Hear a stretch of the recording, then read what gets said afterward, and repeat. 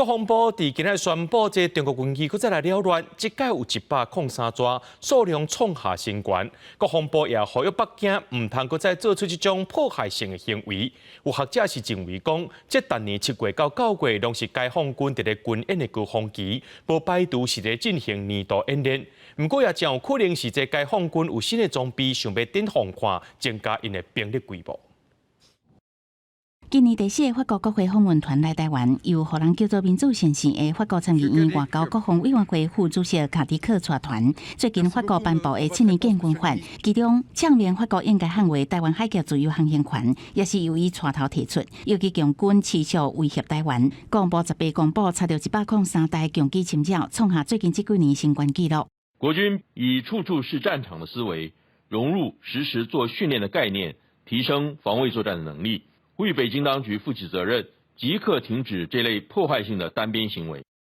强机规定出来，按过当年的7月至9月，都是强军各政区联合演训的高峰期。所以战略学者认为，无排除是年度计划演习。按过嘛分析，可能是因为强军加入新装备，也加为了展现武力投射力量，增加兵力规模甲强度。